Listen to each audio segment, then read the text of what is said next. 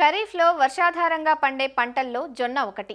ఆహార పంటగానే కాక కోళ్లు, పశువుల దానాల్లో విరివిగా వినియోగిస్తున్నారు.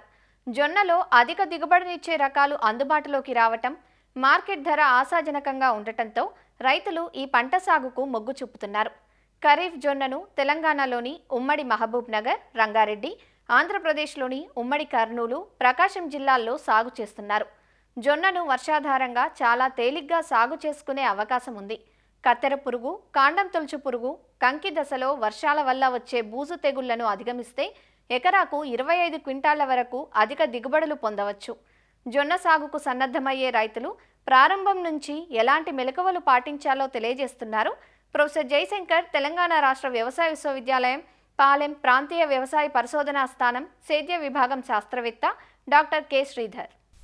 మన తెలంగాణ రాష్ట్రంలో సాగు చేస్తున్న వర్షాధార పంటల్లో ప్రధానమైన పంటలు చిరుధాన్యాల పంటలు. అందున మనకు ఈ జొన్న అనే చిరుధాన్య పంట ఎక్కువగా సాగు చేస్తున్నారు మన తెలంగాణ రాష్ట్రంలో. ఈ జొన్న పంటకు అనువైన నేలలు గనక మనం చూసినట్లయితే వానాకాలంలో అన్ని రకాల నేలల్లో కూడా మనము సాగు చేసుకునేందుకు అవకాశం ఉన్నా కూడా ఎర్ర నేలలు, నల్లరేగడి నేలలు, ఎర్ర చలక నేలలు ఇవన్నీ కూడా బాగా అనుకూలమైన నేలలుగా మనం చెప్పవచ్చు. కాకపోతే మురుగునీరు పారుదల లేని నేలలు మరియు చౌడు నేలలు కూడా ఈ జొన్నకు అనుకూలమైన నేలలు కావు. అలాగే రకాలు మనం చూసినట్లయితే జొన్నలో రెండు రకాలు ఉంటాయి. ఒకటి తెల్లజొన్న మరియు పచ్చజొన్న రకాలు. తెల్లజొన్న రకాలలో మనకు బాగా ప్రాచుర్యం పొందిన CSP 41 అంటే తెలంగాణ జొన్న 1 అనే పేరుతోటి విడుదలైంది. ఇదైతే 8 నుంచి 10 క్వింటాలు ఒక ఎకరానికి దిగుబడి సామర్థ్యం కలిగి ఉంది. గింజబూజు తెగను కూడా తట్టుకునే రకము. అలాగే మనకు పచ్చజొన్నలో PYPS2 అనే రకం ఉంది. పాలెం పచ్చజొన్న 1 పేరుతో విడుదలైంది. ఇది కూడా 8 నుంచి 10 క్వింటాలు ఒక ఎకరానికి దిగుబడి ఇవ్వడానికి అవకాశం ఉంది. అలాగే చొప్పకు కూడా ఎక్కువగా పనికొచ్చే రకము. మనకు జూన్ మొదటి వారం నుంచి జూన్ 30 వరకు కూడా ఎత్తుకున్నప్పుడు మనకు అధిక దిగుబడులు సాధించడం జరుగుతుంది. మనం ఎప్పుడైనా సరే జూన్ 30 తర్వాత జొన్నను విత్తుకున్నట్లయితే మొవ్వచంపు ఈగ అనేది ఆశించడం జరుగుతుంది. మనము జొన్నకు విత్తే దూరం గనక చూసినట్లయితే సాలుకు మధ్య 45 సెంటీమీటర్లు మరియు మొక్కకి మధ్య 15 సెంటీమీటర్ల దూరంలో మనము విత్తుకోవాల్సి ఉంటుంది. దీని కొరకు మనము విత్తన మోతాదు గనక గమనించినట్లయితే ఎకరానికి 3 నుంచి 4 కిలోల విత్తనాన్ని మనము వేసుకోవాల్సి ఉంటుంది.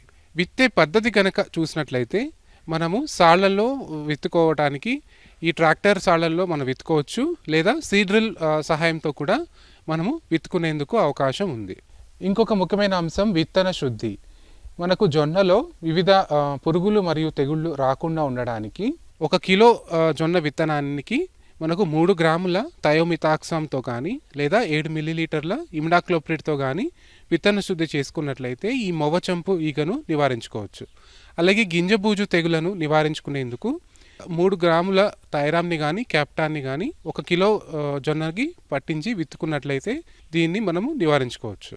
అలాగే మనకు జొన్నలో కలుపు యాజమాన్య విషయానికి వచ్చినట్లయితే మనము విత్తిన 24 గంటల నుంచి 48 గంటల లోపుగా మనము అట్రజిన్ అనే ఒక కలుపు నాశినిని ఒక 600 నుంచి 800 గ్రాములు 200 లీటర్ల నీటిలో కలుపుకొని నేలపై పిచికారీ చేసుకున్నట్లయితే తొలి దశలో ఆశించే కలుపును నివారించుకోవచ్చు. అలాగే మొలిచిన కలుపును నివారించుకునేందుకు 20 రోజుల వరకు సమయంలో మనకు 2,4-D సోడియం సాల్ట్ అనే ఒక కలుపు మందును మనము ఎకరానికి 400 గ్రాముల నుంచి 500 గ్రాములు 200 లీటర్ల నీటిలో కలుపుకొని వెడల్పాకు కలుపుపై పిచికారీ చేసుకున్నట్లయితే నివారించుకునేందుకు అవకాశం ఉంది.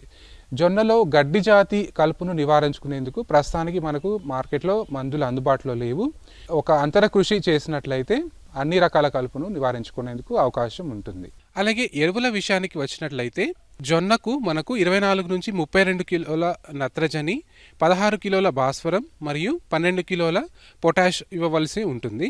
దీని కొరకు మనకు 17 కిలోల యూరియాను మరియు 50 కిలోల DAPని తొలి దశలో అందించవలసి ఉంటుంది. యూరియాను 2 దఫాలుగా అంటే విత్తేటప్పుడు సగభాగము మరియు విత్తిన నెల రోజులకు అంటే మోకాలు ఎత్తు దశలో ఇంకొక సగము నత్రజనిని అందించవలసి ఉంటుంది. మొత్తం పొటాష్ మరియు భాస్వరాన్ని మనము విత్తేటప్పుడే మనం నేలలో కలిగి ఉండాల్సి ఉంటుంది. నీటి యాజమాన్య విషయానికి వచ్చినట్లయితే జొన్నను ముఖ్యంగా వర్షాధారంగా సాగు చేస్తారు కాబట్టి మనము నీటిని పెద్దగా అందించము.